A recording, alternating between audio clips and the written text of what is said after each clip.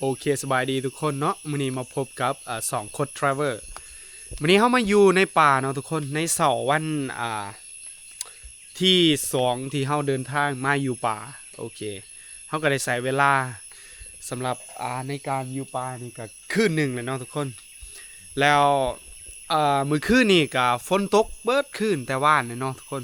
ประมาณแต่2 โมงพุ่นแหละฝนตกมันก็เฮ็ดให้เฮาว่าลำบากเนาะในการอยู่ อาศัยอยู่เดี๋ยวจะถ่ายแคมป์ที่เฮาอยู่เนาะนี่ก็คือแคมป์ที่เฮาได้เฮ็ดกับหมู่เนาะเฮาก็ได้ตั้งแคมป์อยู่นี้มานอน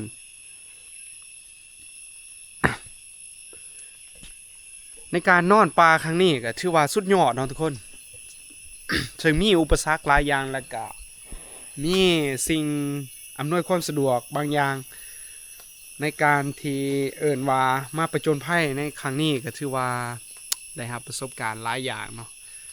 ซึ่งบรรยากาศก็ถือว่าสุดยอด พี่น้องเอ้ยต้นไม้ใหญ่ขนาดเท่าอยู่นี่ก็คือดงยังเสียวดงมะเมยเนาะ เฮาอยู่ดงมะเมยเนาะทุกคนสุดยอดบรรยากาศแมนสดแห้งอากาศสดใสเดี๋ยวเขาจะไปถ่ายกกใหม่ใหญ่ๆให้ทุกคนได้เห็นเนาะเดี๋ยวคอยจะเก็บบรรยากาศและก็ ระยะในการที่เขาเดินทางเนาะอยู่ป่า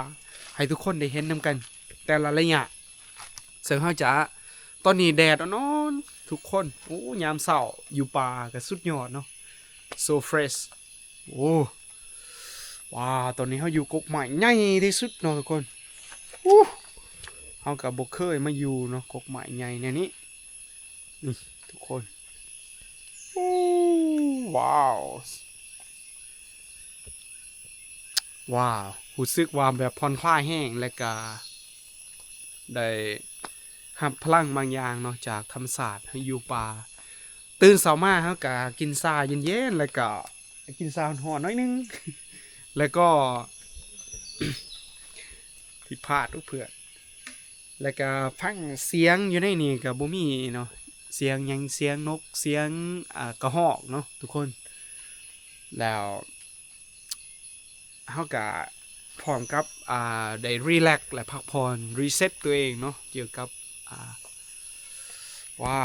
การดำเนินชีวิตของเฮาเมื่อเฮามาอยู่ป่าเฮาก็รู้สึกว่ามันสามารถผ่อนคลายได้และก็ซอยหลายอย่างประสบการณ์สุดยอดเนาะในการเดินป่าโอเคเดี๋ยวจะทายสำหรับวิถีชีวิตในการดำเนินชีวิตอยู่ในป่าของเฮาเนาะในการเอาตัวรอดว่าเฮาจะดำเนินชีวิตแนวใดในการดำเนินชีวิตของเฮาภายใน2 คืนเนาะทุกคนเดี๋ยวเฮาจะทายทุกคนได้เห็นนํกันและก็ท้าทายไปนํกันว่าเฮาจะเฮ็ดหยังแน่และก็จะ ดำรงชีวิตอยู่แนวใดเนาะนี่ก็คือเป้แล้วก็เต็นท์ของเฮาเนาะเฮาได้ตั้งอยู่นี่ตั้งแคมป์อยู่นี่ซึ่งมื้อคืนนี่ก็ฝนตกแห้งทุกคนโอ้ยเกือบนอนบ่ได้เนาะเฮาก็พยายามที่จะว่านอนแต่ก็นอนบ่ได้เนาะทุกคนนอนบ่หลับมันอันนั้นยากเนาะในการนอนของเฮา ตอนนี้ตะเว้นก็ขึ้นแห้งเนาะเบื้องนี้จะเป็นทิศตะเว้นออกนะทุกคนนี่ทิศตะเว้นตกทิศเหนือทิศใต้ว้าวเฮามายางป่าก็ถือว่าเป็นครั้งทำอิฐเนาะประสบการณ์ครั้งทำอิฐในการเดินป่าของเฮาก็รู้สึกตื่นเต้นและก็ดีใจแบบว่า เมื่อเข้ามาในป่าลึกๆแล้วเฮาบ่ฮู้ว่าสิเฮ็ดหยังเนาะเพราะว่าเฮาบ่คุ้นเคยกับสถานที่และเฮาบ่จักว่าสิไปไสต้องเฮ็ดหยังเพราะว่าอยู่ในนี่มันมีแต่ป่าแบบป่าลึกนะทุกคนมันมีแบบป่าแบบมีหินนำนี่ลักษณะของป่าก็จะเป็นแบบนี้เนาะนี่มันมีพักอยู่ในป่ามีพักมีหญ้านี่เนาะพักประเภทพักแบบสุดยอดทุกคนบรรยากาศก็ถือว่าสุดยอดเนาะ ถ้าผู้ใดสนใจเนาะอยากมาลองเดินป่าก็สามารถติดต่อเฮาได้และเฮาจะนำพาทุกคนไปสถานที่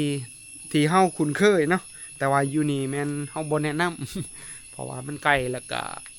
มันโหดอีหลีทุกคนป่าจริงสุดยอด ตอนเช้าเราก็จะได้ยินเสียงแบบข้างเสียงลิง เสียงนกแก้วเนาะหลายๆอยู่หั่นโอเคทุกคนเดี๋ยวเราจะทายทุกคนได้เห็นวิธีการดำเนินชีวิตของเฮาเนาะโอเค